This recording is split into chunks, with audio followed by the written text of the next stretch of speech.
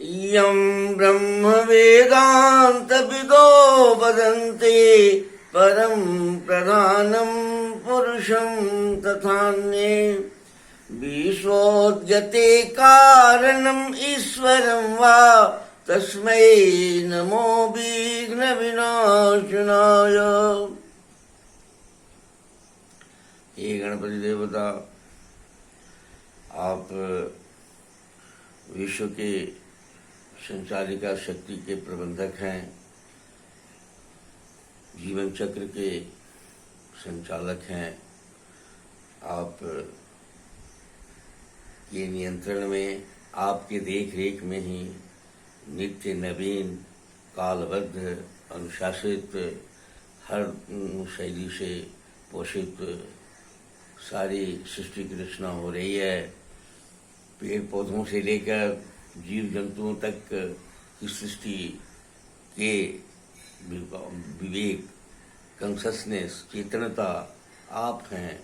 ऐसी परिस्थिति में आपसे थोड़ा सा आग्रह है, निवेदन है, प्रार्थना है कि आप मनुष्य के जो वर्तमान स्थिति है उस पर भी विचार करें।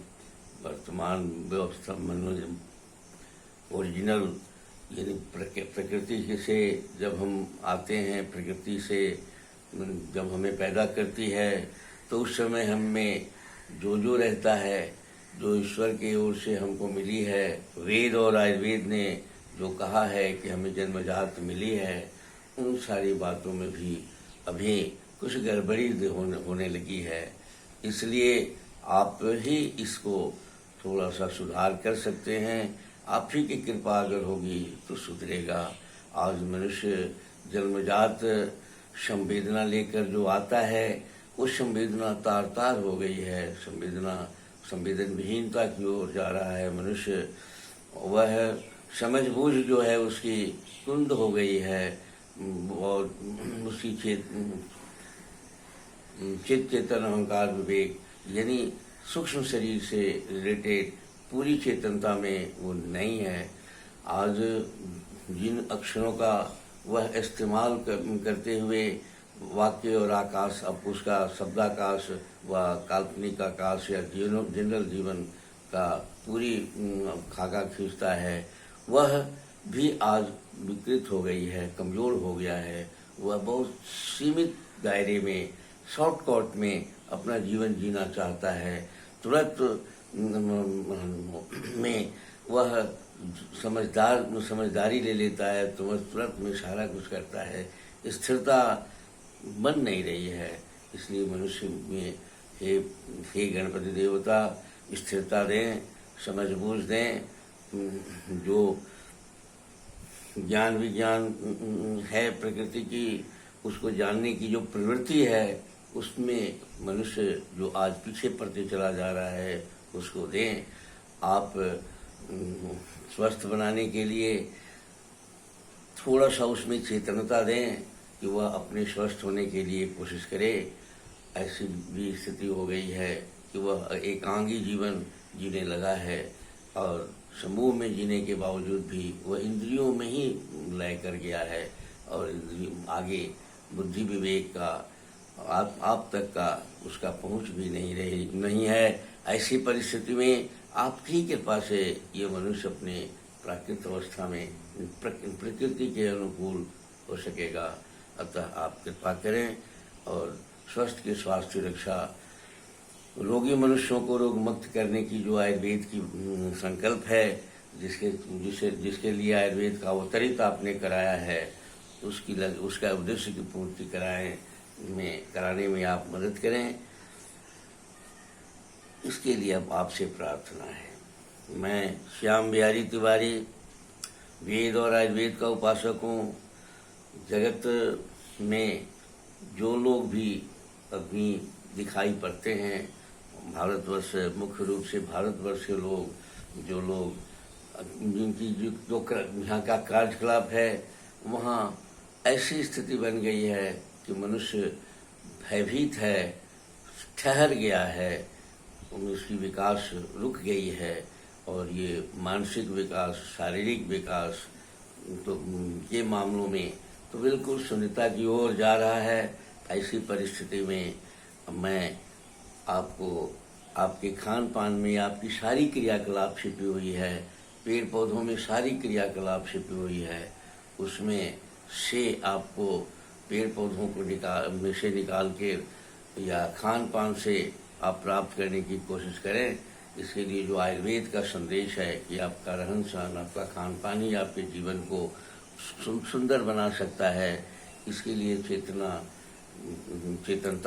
चेतन बनिए। आप प्रयास कीजिए कि मैं स्वस्थ रहूं। जैसे ही आप प्रयास करने लगेंगे तो आपके भीतर ही वो सारी ज्ञान है जो आपको स्वस्थ बना देगा। मैं श्याम बिहारी तिवारी उस आदेश की, उस संकल्प की पूर्ति में जो आयुर्वेद का संकल्प है उसको आपको बताने के लिए यह कार्यक्रम करता हूँ, प्रस्तुत होता हूँ आपके सामने।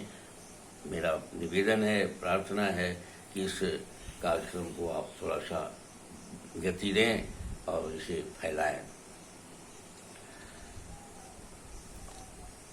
वर्तमान कार्यक्रम के तहत तो कुछ काम हमारे जिम्मे है, जो हम अगर मनुष्य के जिम्मे है, जो वह अगर अपने रहन सहन में, खान पान में, अपने लाइफ स्टाइल में अगर उसको नहीं पूरा करेगा तो वह स्वस्थ नहीं रह सकता। इसी कड़ी में आज मैं योगासन की बात पिछले कड़ी में कहा था। अब थोड़ा सब पूरी बातें तो इस कार्यक्रम में आपको बताई नहीं जा सकती, क्योंकि समय का भी अभाव रहता है। सब बातें बहुत थोड़ी देर में हो भी नहीं सकती है, लेकिन आप इसका अध्ययन करके इसको आगे बढ़ा सकते हैं। अब मैं अक्षरों से का प्रभाव शरीर पर कैसे पड़ता है, मन को मैंने अक्षरों के साथ लय करने से क्या होती है, इस पर थोड़ा सा आप चर्चा करेंगे। अध्यात्म योगासन के बाद अध्यात्म है। योगासन में भी एक बात बहुत महत्वपूर्ण है, योगासन से भी सारी क्रियाएं स्वस्थता लाभ की जा सकती है, जहर निकाला जा सकता है, आकाश मन बहुत शक्तिशाली हुआ जा सकता है। मूलाधार की कुंडली ही मैंने अगर जागृत हो गई, उसी में उसका भी मैंने सोई हुई जो उसकी शक्ति है अगर क्रियाशील हो गया तो मनुष्य को विद्वान, सुंदर, स्वस्थ बना देती है। तो वो बात मैंने कल बताया है, लेकिन आप आज उसको जो मूल हमारा मन है और अक्षरों की जो प्रयोग है इसका भी आज मैं चर्चा करता हूँ। मनुष्य, ये ब्रह्मांड जो है अक्षरों से बना है। अक्षर से शब्द, इच्छा से अक्षर, अक्षर से शब्द, शब्द से आकाश, आकाश से वायु, वायु से अग्नि, अग्नि से जल और जल से पृथ्वी। पांचों तत्वों का पांचों तत्व पृथ्वी में है और इन सारे तत्वों के मेल से पेड़ पौधे, और पेड़ पौधों में मनुष्य को प्रकृति ने रख दिया है छिपाकर, और पेड़ पौधों से मनुष्य बनता है। पेड़ पौधों में ही उसके खान पान, रहन सहन, उसका जो जीवन स्थूल सूक्ष्म दोनों शरीर छिपा हुआ है। उसकी कमी, इसमें जो कमी है उसकी पेड़ पौधों से इसकी पूर्ति हो सकती है। ऐसी स्थिति में यह जो आज के दिन जो हम चैतन्यता के साथ अगर भोजन का, आहार का के साथ अगर कुछ अक्षरों का भी प्रयोग करें तो हम स्वस्थ होने में हमको देर नहीं लगेगी। इसमें आज मैं आपको बताता हूँ कि मन बड़ा महत्वपूर्ण भूमिका अदा करता है। स्थिर मन ही सारा जगत का, सारी स्वस्थता ला सकता है। मन ही मैनेजर है हमारे शरीर का। जिस प्रकार मैं बार बार कहता हूँ कि गणपति सृष्टि चक्र के अधिपति हैं, वही सारे क्रियाकलाप को करते हैं, उसी उनके जिम्मे प्रबंधन है। उसी तरह से हमारे पूरे शरीर का, इंद्रियों का, मन का, तन का, बुद्धि का, चित्त का, चेतन का, अहंकार का, विवेक का और आत्मा का भी ये संचालक में ये मैनेजर है मन हमारा, ये मैनेजर है। इसका स्वभाव जो है बहुत चंचल है और ये माने काम क्रोध लोभ मोह मद मत्सर के सहयोग से सृष्टि की रचना करता है, विस्तार करता है। और काम क्रोध मद मत्सर लोभ से ही माया जगत के सारे क्रियाकलाप होते हैं, उसमें भी इसका भूमिका बहुत बड़ी है। और ये कलन छलन जलन चलन पनन 5 गुण से संपन्न है। और इसमें जो ईश्वरीय शक्ति है, ज्ञान की शक्ति है, उसमें यह जब अपने कलन छलन चलन मनन में या अपने नेचर में होता है, प्रकृति में होता है, तो मनुष्य को ये शक्तिशाली बना देता है। कहा गया है यही मन शक्ति, यही मन शिव, यही मन 3 लोक का जीव, यही मन लय जो उन्मनी रहे 3 लोक का बाता कहें। यह मन शक्ति है, मन ही शिव है, मन ही 3 लोक का जीव है, मन ही ब्रह्मांड का सारा क्रियाकलाप है, सारे अक्षरों का 50 अक्षरों का संयोजक भी है।